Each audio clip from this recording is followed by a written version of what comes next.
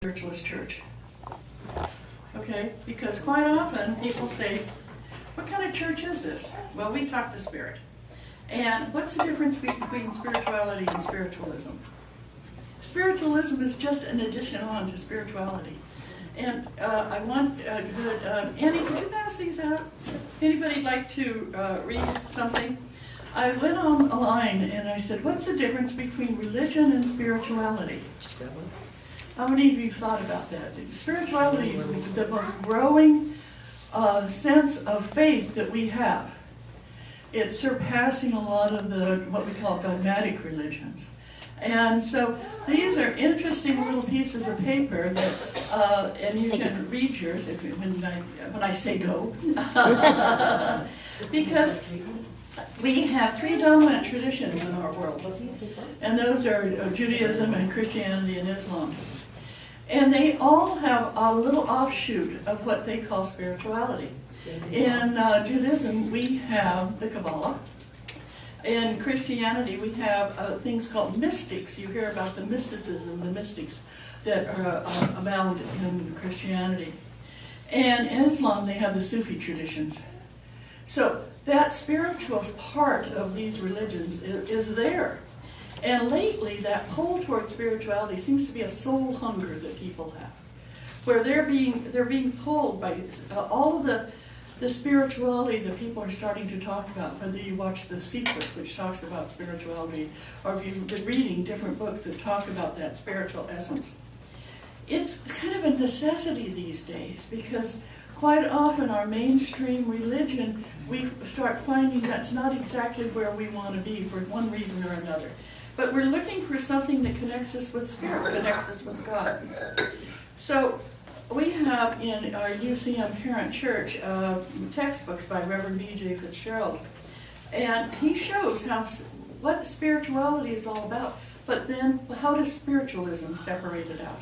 And as a spiritualist, you believe in everything they're talking about in spirituality, but you also believe that after people die, they can still contact us. Yes. That we can get messages that when you die, you are not put in a hole and never heard from again. That's divorce. We have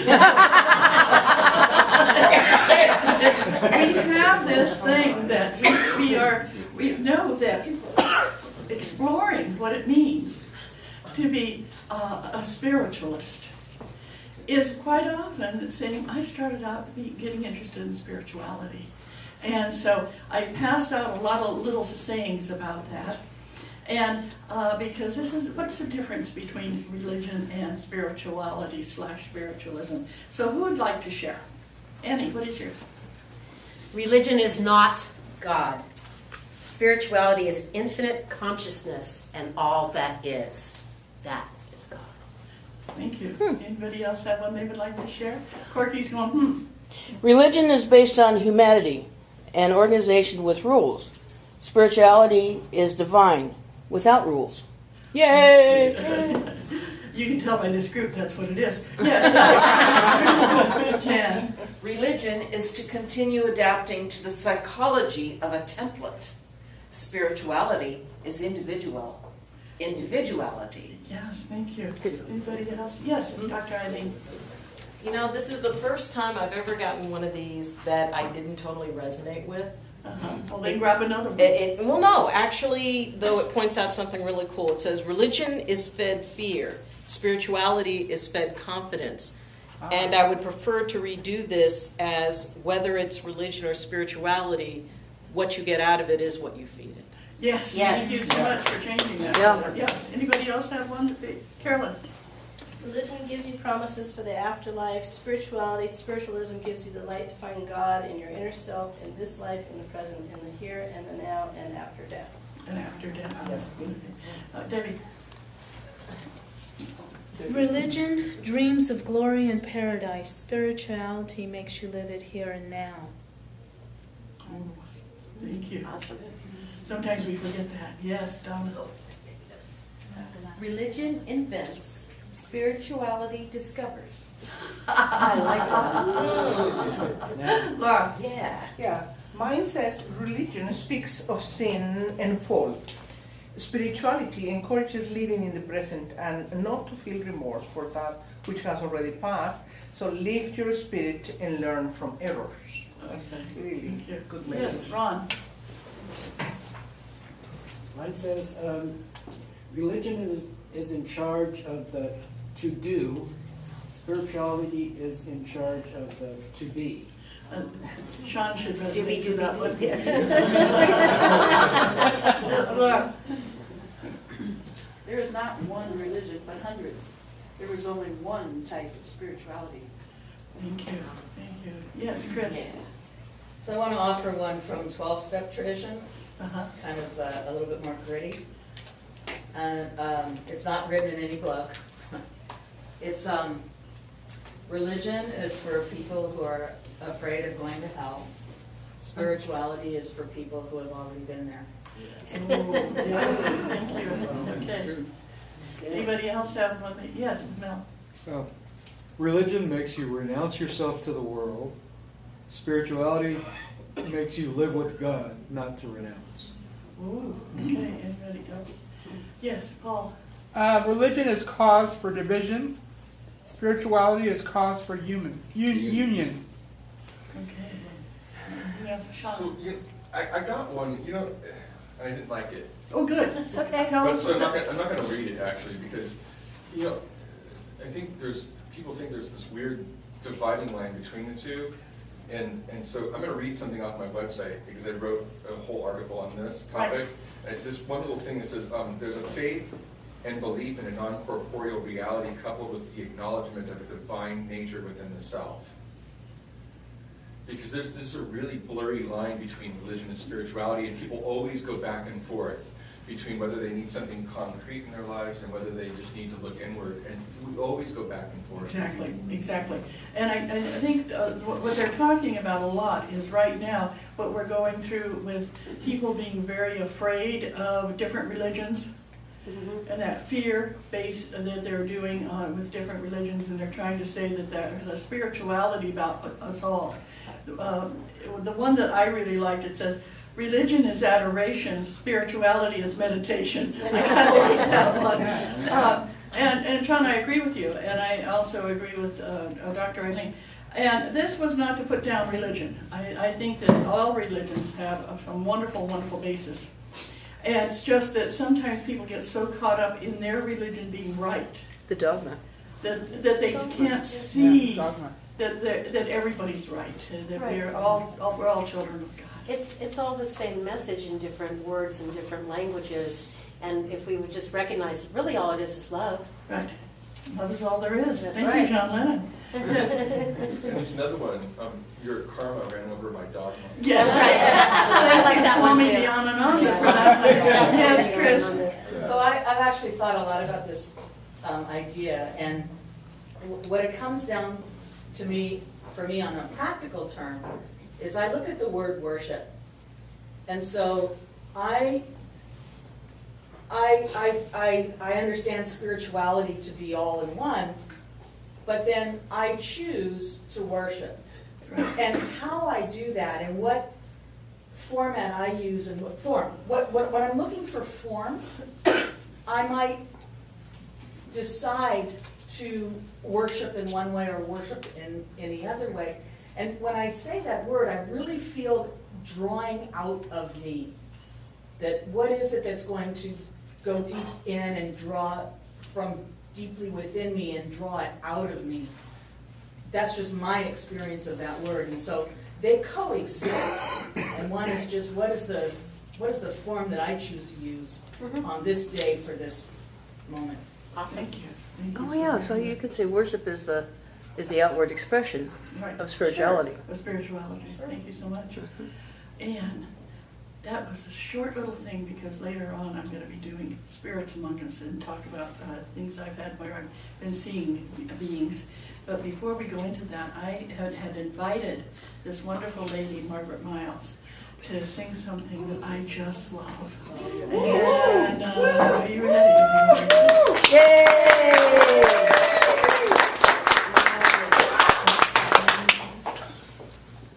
No auto harp? This is a cappella. Woo!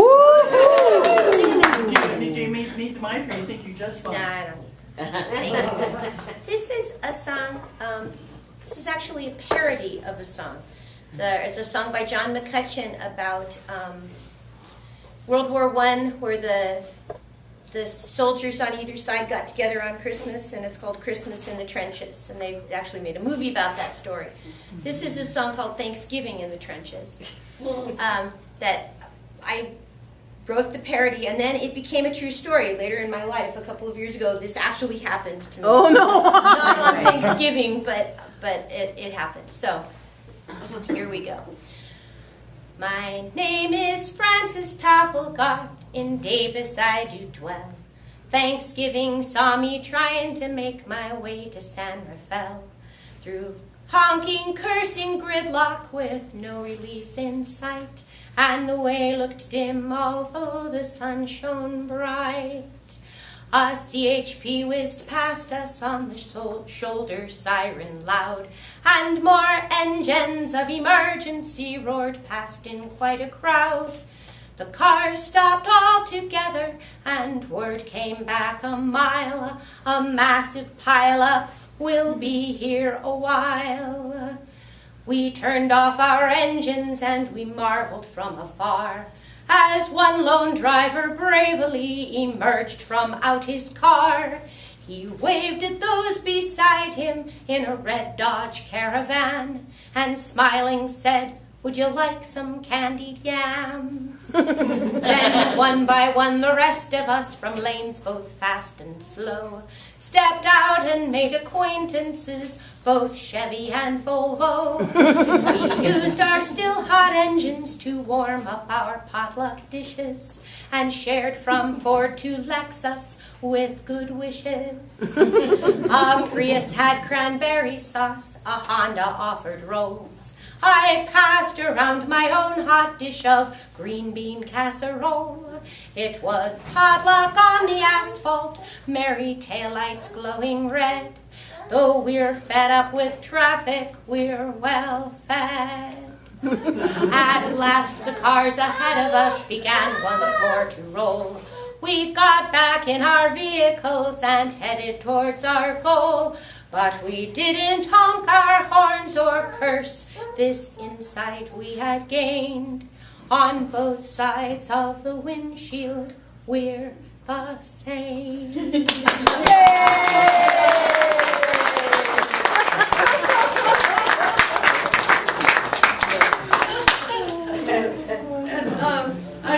I was looking through my computer, and I came across that song, and I thought, I want Margaret here to sing it.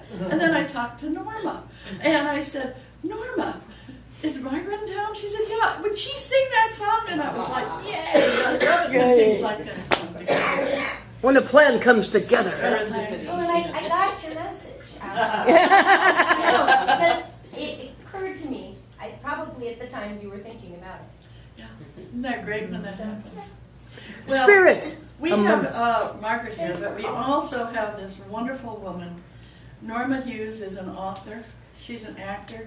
She's a psychic, and she talks to dead people. She talks to amazingly important and interesting dead people. And all the time that she started talking to her spirit guide, Rachman, which Norma and I have known each other over 35 years. And she started sending me things while she was writing for Spirit Speaks in the Sedona Journal, Sedona Times, Sedona Journal, and channeling energy. And most recently, she came and she said, have you ever heard of somebody named Dotty? I said, Dotty West? She just died a few years ago. And she said, yes, she talked to me. And so I'd like for Norma to share what Dotty West said to her. And anybody else who's been talking to you lately.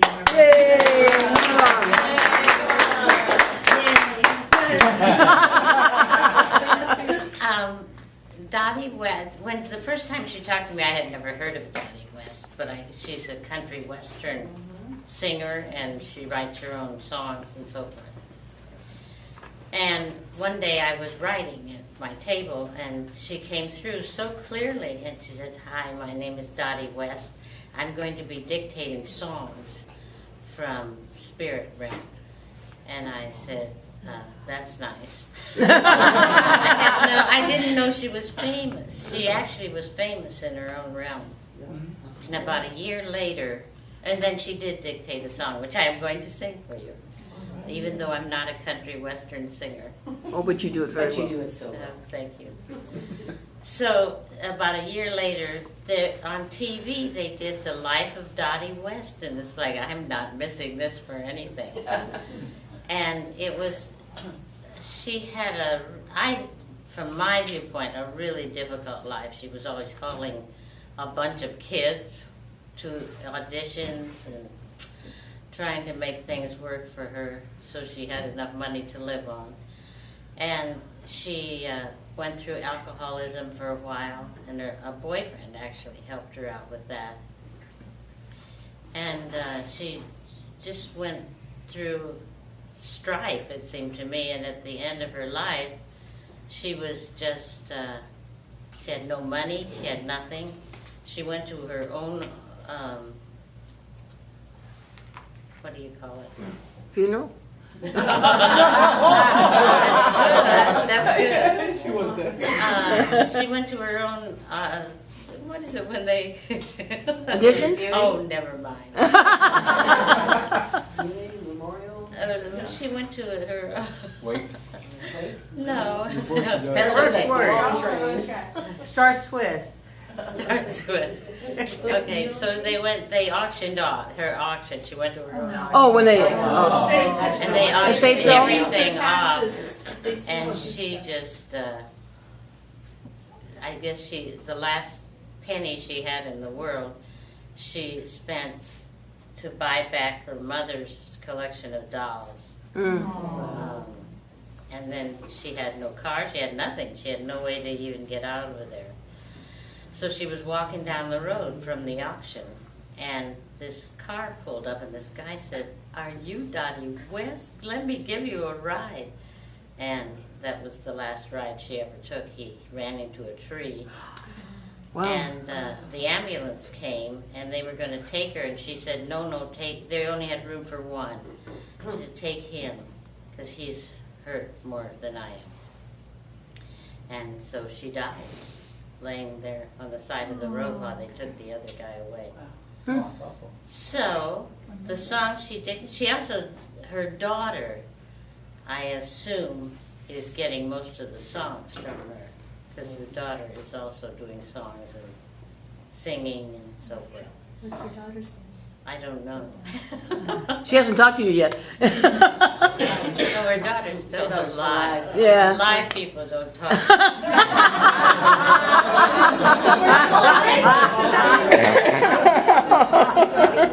daughter's name is. Yeah, that's awesome. Okay. So, this is the song she dictated to me, and it's very pertinent to her situation.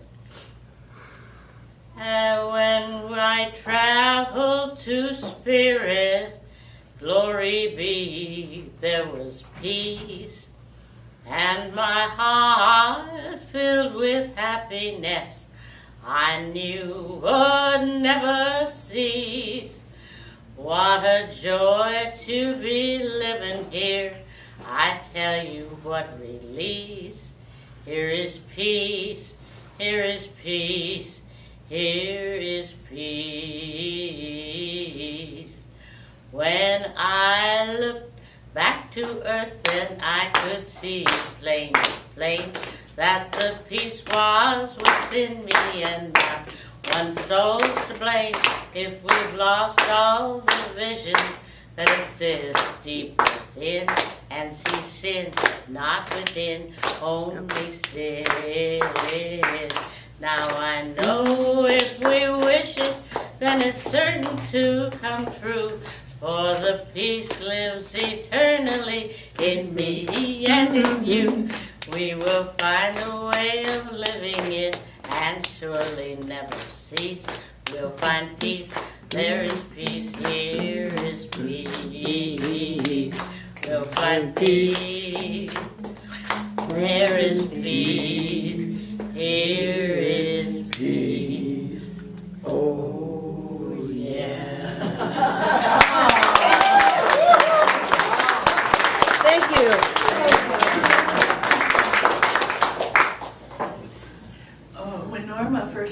talking to me about spirit, she was a little bit confused about what Rockman wanted from her. Yeah. And so I said, just keep writing, and she has. Are you still channeling Rockman as much? Oh, yes. Well, not as much as I did in the beginning. Right.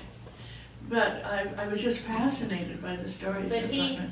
this is everybody's spirit guide. You've said this once.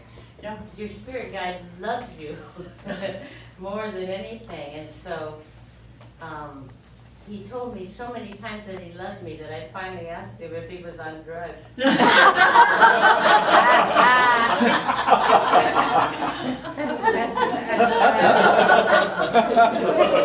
It's like, what's wrong with you? I never thought to ask my guy that. That's a good thing. Well, for me, just starting to talk to spirits happened when I was 5 years old. And many of you have heard this story. I was sitting in my playhouse, and this man appeared. And he was dressed all in white, and he had a bandage on his head. And this was during World War II. It was in 1943. And as he started talking to me, I just loved it. I had somebody talking to me. You know, I was an only child. Everybody else was working, and I had an invalid grandmother, and so I was by myself all the time. And so he told me his name was Mahalalel. And that's still a mouthful. I call him Ma.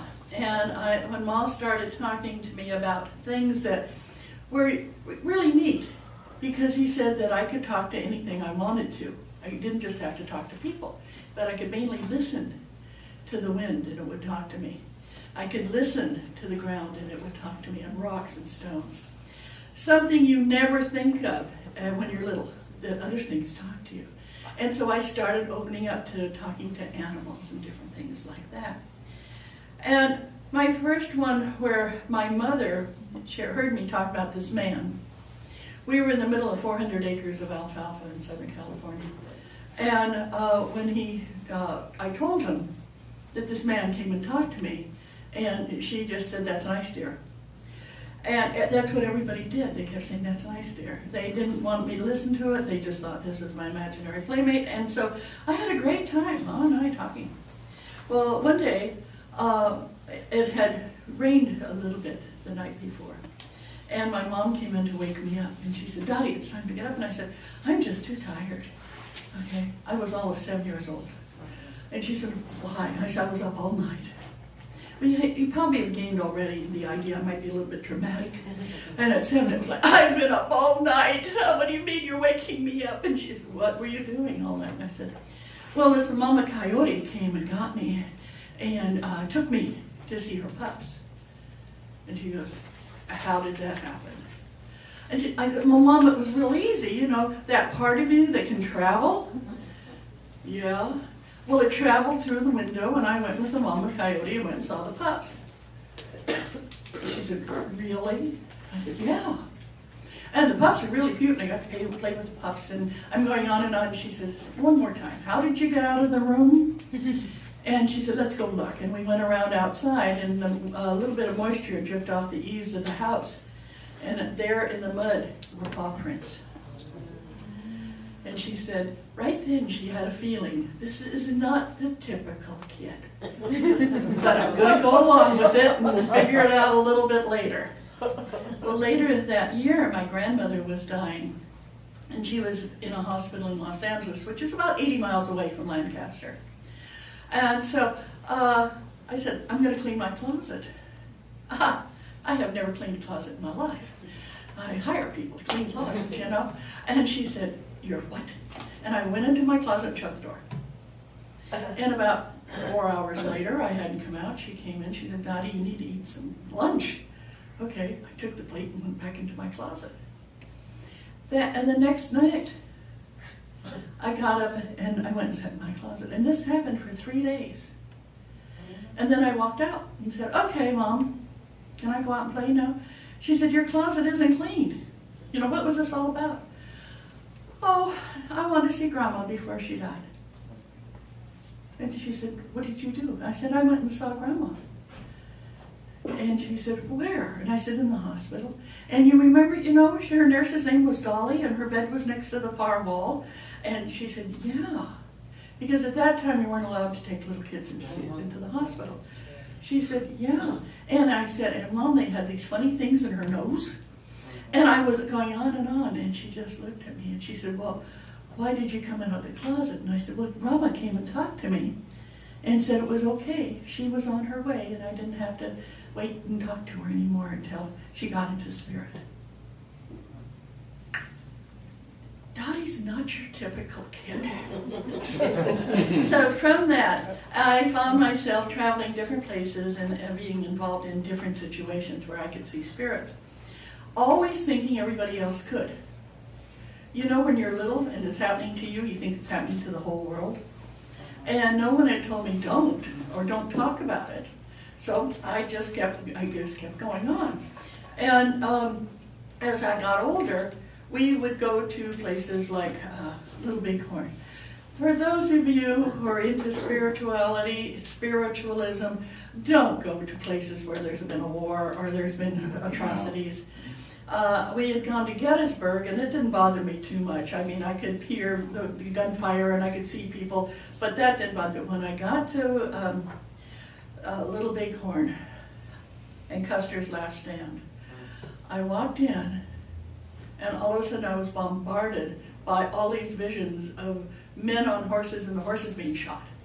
And the whining of the horses, not the screaming of the men, but the whining of the horses. And all of these things were happening before me like a tableau. And I told my husband, I can't handle this, I've got to leave. And he said, I'm so sorry, I didn't even think about that. And I hadn't either. And I don't know if any of you have ever been there, but it's in the middle of the Crow Indian Reservation. So you have all Native American people around you, and their energy was connected with that spot. And their people, some of them hadn't moved on. And so I found myself talking to beings, to men and women, and saying, you can go on. But they wanted to make sure that people knew what had gone on there. It was like they were holding the story in the land. And I'd never heard of that before. And since then I've seen times when I'm somewhere and that story is being held. It's like, this is a living reminder of what we don't want to have happen again. So if you feel energy or you see a spirit, find out, what is it all about? Well, my next thing was Brigadoon. I opened up a metaphysical bookstore in Los Gatos in 1980. And Brigadoon was this wonderful, wonderful place. And as a metaphysical bookstore, we first started from scratch. It was a shell of a building on North Santa Cruz across from Wells Fargo Bank. And we started building the bookshelves and ordering books, and all of a sudden we started smelling cinnamon. Do you have any cinnamon? No. Do you have any cinnamon? No. Nobody's drinking cinnamon tea. What's this cinnamon? And then we started putting up the bookshelves, and we put books in there, and we come in the next morning and books would be off on the floor. And any books that we had that had to do with pagan or Wicca or goddess, ended up like, look at me, look at me. And I thought, well, that's interesting. I don't know what this is all about. The books are talking to me. And then one day I got this feeling of a being who was taller than me standing behind me. And I turned around and I saw this outline of a man, and he was smiling. And so I thought, what was this building before? And it had been the Greyhound Bus Depot in Los Gatos. And it hadn't been that for years. After the Second World War, they closed it down. And so one day my mom said, you know, there's a spiritual energy in here. And I said, yeah. And I think his name's Fred. And she goes, okay. And so one day somebody brand new walked in and said, oh, I love the spirit in this place. And my mom said, yeah, and it's named Fred. She was so excited about talking to Fred. And we ran the business very well for 3 years before the landlord raised the rent. But in the meantime, if we put a book in the front window, and Fred didn't like it, he just put it on its face. And if people were walking along and they'd come and they'd say, I want a book for my child and I want something kind of metaphysical for a kid 9 years old, I'd say, well, go down in that section and wait. And they'd walk down and a book would just slide out. And they'd grab it and come back and say, that is so strange. No, that's Fred. So one day I was leaving the building, and it had a glass door, kind of like the one we have in our front here. And as I looked down to lock the door, I looked up, and here was a man standing there looking at me. He had on navy blue pants, a white shirt, and a bow tie and a crew cut. And he just grinned, and I thought, I've locked somebody in the building. And so I went to turn a key, and I looked up, and he just smiled and faded. And I thought, I've actually seen Fred now, not just felt him. So later on, in the last year that we owned the bookstore, a man came in, an elderly man, said, I used to catch the bus here. I was in the service during the Second War, and I would come here and catch the bus to go down into the valley to be with my folks. And I said, oh, and I said, who was here? And he said, oh, just one dispatcher. He said he was this tall guy, always wore a crew cut, and always chewed on cinnamon toothpicks. Remember cinnamon toothpicks? And he said, and his name was Fred. And so I had to talk to Fred and tell him it was time to go. Thank you very much. There wasn't going to be any more buses, you know. And it was kind of like waiting around to be somebody to need him. And as I went along, you're going to read about this in the next CCL Insight, was the USS Arizona in Pearl Harbor. And I thought it was a memorial. I didn't realize that the battleship is still there. And so we took this nice little jitney out to the memorial, and we get out there, and I get there, and I'm thinking, I must be motion sick, because it was like I stepped into a vortex of energy. And I was just kind of wobbly, so I sat down on a bench. And all of a sudden I heard this man, and he started talking to me. And he said, my name is Samuel Johnson. And he gave me his serial number, his rank. And they called me Moses. And my husband had moved off to the shrine room. I said, is there a Samuel Johnson there? And he said, oh, yes, there is. And I said, well, he's talking to me.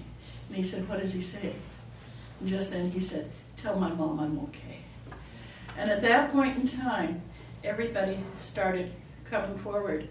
And I had a person by the name of, I remember these because they were names that meant something to me, because sitting there I had at least 100 men come by.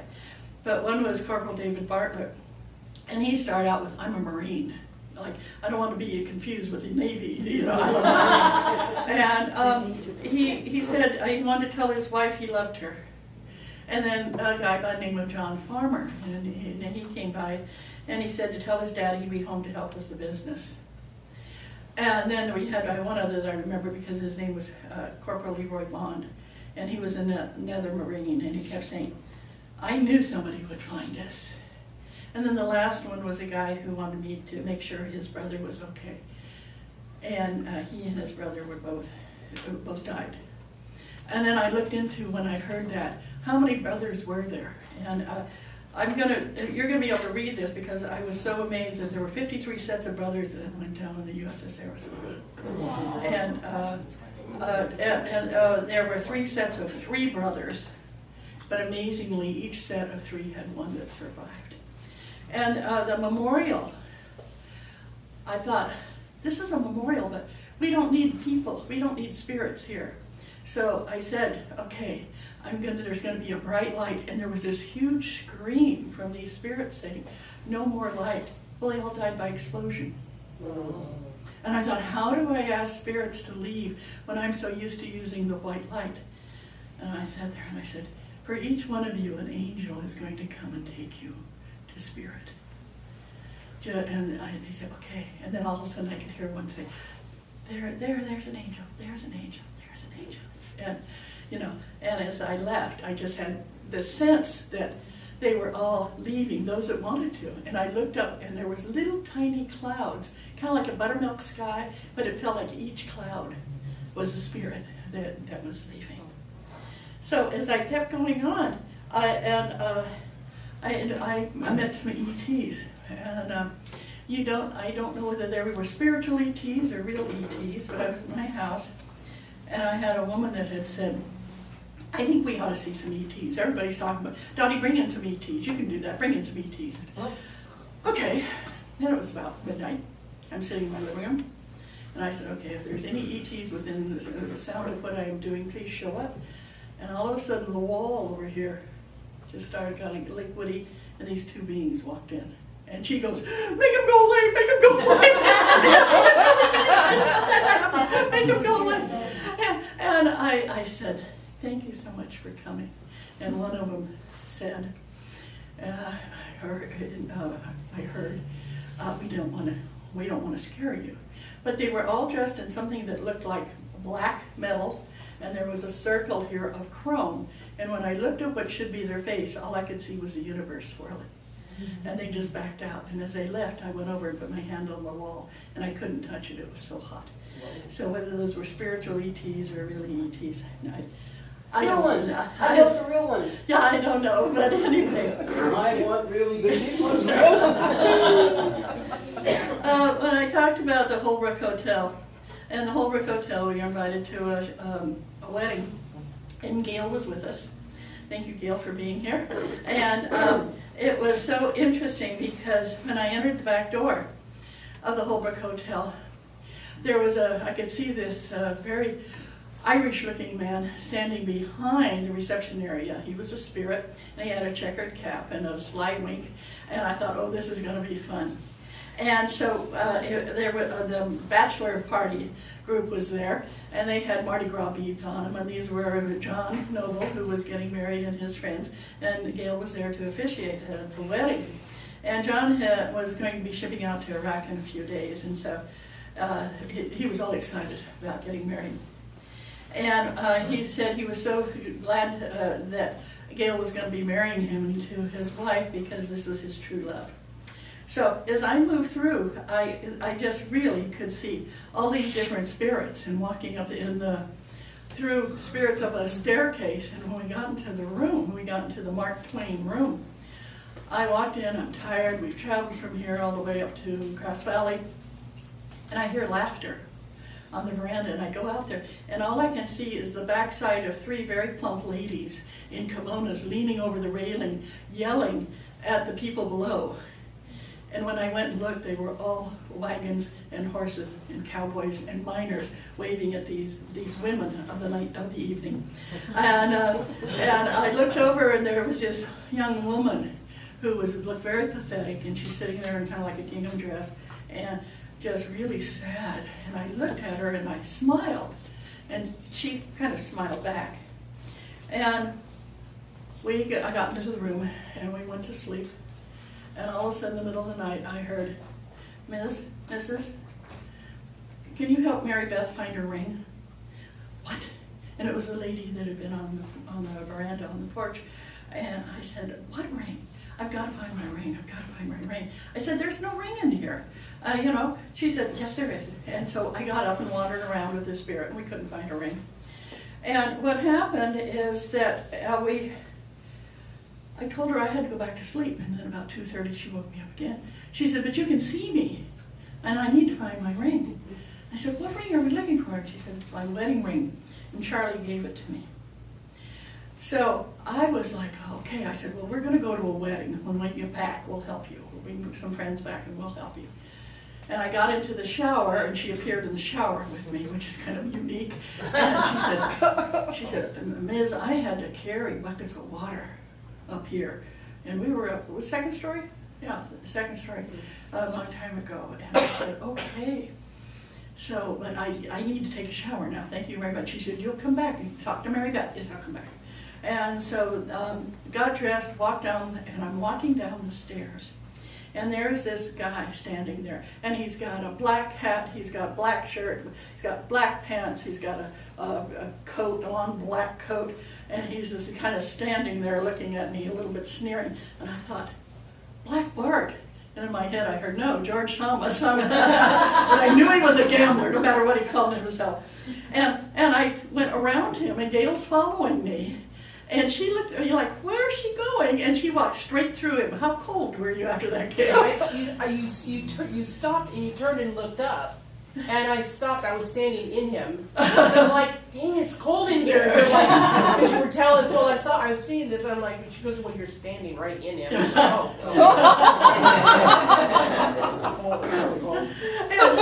And what all did you lose from your room? Nothing, because I asked for them to leave me alone because I needed to do the wedding. So they were very kind until the last morning. And I lost my concealer. Which I thought was hilarious. Spirits taking concealer is pretty hilarious. The best man lost his black socks. Yeah, Bill had gone in and taken a shower, and his girlfriend had gone downstairs for breakfast. And he had laid his underwear and his socks and stuff out. And when he got out, they were gone. And his girlfriend had not come back. And he was in a tizzy because he was the best man, and he found his socks. They'd taken them and put them back in the drawer. They were just messing with people. It was fun. We had a great weekend. And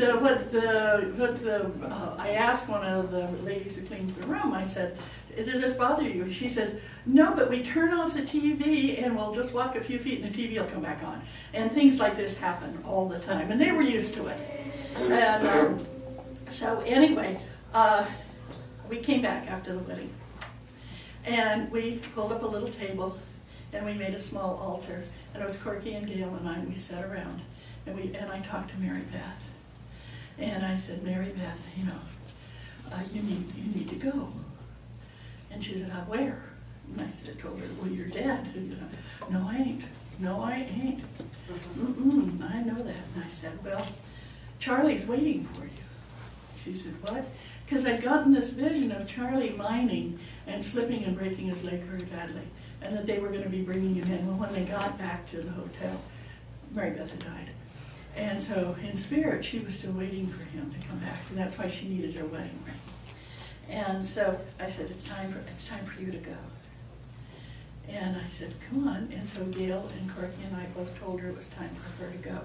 And so she said, okay. And she just left. And my hat, the black hat I usually wear, was sitting on the brass footboard. What's that called? At the end of the newel poster. The newel, yeah, thing. And the lights were off, and we had just a candle. And on the reflection on the wall was an absolute Valentine heart. And it was one of those that absolutely true love lasts forever. And so that was one of those that we felt like not only had we helped, but she was going to go on and be with her Charlie. And she must have been, 17? Charlie's probably about 19. So moving through doing this work with spirit has been incredible. And after I do work with spirit, I don't remember unless I write it down immediately. I don't know how many of the rest of you have ever done that. Or I tell Corky, because I might have had a reading and I don't know why I don't remember, but I just don't. It's like they go through me. And one of them that she reminded me about, and Laura is part of this and doesn't know it, Mother Van Molly was here, and she was doing a puja. And that's where you call in, how many names of God do you do, Laura, when you're doing a puja? The 1,000 names of Mother. The 1,000 names. And she is doing names. And all of a sudden, there's Ma in the middle of it with his little white, well, that bandage obviously was a turban when I thought he was a bandage when I was so young. And so if she said Krishna, he turned blue. As they said Ganesh, he had an elephant's head. But, I mean, he was just taking on all of these attributes of the various, and Ma is Hindu, if you wonder how I get some of my things that I talk about. And he was spinning around, and I got bored. I said, Ma, I'm bored. And he said, wait a minute. He said, I attended church with you so many years where they spoke in Latin that I didn't understand. And you sat there, kneeled, stood, and did all of that. And I never complained of it, so it's time for you to just be quiet while I celebrate my faith. Okay, Ma. You know, Dottie, there is a religion, and I can't remember what it is, but they wear felted hats, and they spin. Yeah, the dervish. Yeah. Sufi. So, the one this morning when I was talking to Corky about it. She said, well, what about the woman who came to see you, that her friends had raised money to pay for her to come see you? I said, what one was that? And she started to, and I went, yes. This woman came to see me because her brother was found hanging by a tie around his neck from the doorknob of his room. And they declared it was a suicide. A necktie, what did I say? You said a tie, but just to clarify. Necktie. And the police went in, and because he had been a drug user, and because he'd been part of a gang, they just decided that he'd overdosed or something. And so their sister came in and said, they passed a hat to raise enough money for your fee because they wanted me to come see you so you could tell us if he committed suicide or not. We think he was murdered. And so the family was very devout Catholic, and they were so worried that he couldn't get to heaven if he committed suicide. And his name was Joseph, and also that Joseph had been clean and sober for 2 months, and his girlfriend was expecting a baby, and he was so excited about this baby. And as I was talking to her, Joseph appeared in my office. And he was very sad. He was not a very tall man, but very muscular, and he had tattoos, which I thought's interesting to have tattoos in spirit. I don't know why, it just kind of fascinated me. And he said, they killed me. I wouldn't have committed suicide. I was clean and sober, I had a good job, and my girlfriend was pregnant. And that was our first baby. Tell them that 3 guys broke into my house, stole my money and guns, and put a belt around my neck, pulled me back, and Marcos put his knee in my back and tightened the belt. And at that point he started to fade. He said, tell them I'm in spirit and I love them very much, and I'd like my daughter to be called Josie. His sister said, he was here, I could feel him. I said, yeah. And I told her what had happened. And so she decided to get the county to exhume the body, and they did. And sure enough, they found that around here, there was a tie mark, but underneath was a thinner mark that was made by the belt. And in the back was a print that they knew was a knee, a bruise from a knee, and exactly that he'd been murdered. And she was so excited to be able to find out what had happened. And 2 years later, I received a call that Marcus had been found guilty of Joseph's murder. And this is where I cried. And his daughter had been named Josie. It was like, oh, named after her dad. And it was one of those when people say, well, what good is it to talk to spirits? I'm not giving you some reasons why, for me, it really works. And talking to, when you get a feeling, listen to it or talk to it. When my kid, I just learned to drive, my son was 14 and his brother was 15. Bart was driving and he said, we're going to go to Taco Bell. And they got in the car, and just as they pulled to the end of the street, I went, they're going to be in an accident. I saw them in an accident and both laying on the street. And I thought, oh no. So I went across the street to my neighbor. I said, I've got to go down to the Taco Bell. And she said, what? Because my car had left. And I said, because I know there's going to be something happening, and there's going to be an accident. She looked at me, she said, okay, Mrs. Boone. And just as we left and we turned the corner, I could hear the sirens. And we got all the way down to the street, and that was Kylie and El Camino. And Bart, 17, the light turned yellow, and he turned left, and the other guy gunned it and hit the car. And I had said to the spirit, I don't want them hurt. And so they're sitting out on the curb. The car has been smashed in. And I went up and I said, what happened? And my youngest Bob said, Mom, I don't know what happened. We were turning this corner, and somebody picked me up and put me in Bart's lap. Now, can you imagine your 15-year-old son sitting here in his 17-year-old son's lap? And then all of a sudden it crashed, and the car had come all the way to the steering wheel. And you could see where I was bowed in. And he said, what was that? And I said, well, remember when I talk about Ma? I have a feeling he interceded. And it was at that time my own family started listening to me about Ma. My eldest was so angry. He said, I am so angry and I am so mad at myself. And I said, get in the car and kick the frame. And he got in the car, and with all his might, he started kicking the frame out. and was able to move it enough so it got away from the tire, because the engine was fine. And so he could get in and drive it to the shop. And afterwards he said, you know, being able to release all that negative energy made me feel better. And I said, I know, but trust me, that came from Ma too. I never would have thought to tell a kid to kick the side of the car out, but he had that adrenaline you get, and so that's what happened. Ma still talks to me to this day, but he's getting more snippy. It used to be he was very loving and very kind, and now he feels by the age of 77, I should know what he's talking about. And he says things like, I remember when we did such and such, or I told you that before. But it's very loving and very kind. Being a spiritualist means that you talk to dead people. Yes. You see spirits. You hear spirits. You listen to stones, like when Dr. Eileen and the group came back from Glastonbury and from all parts of England. They talked to the stones.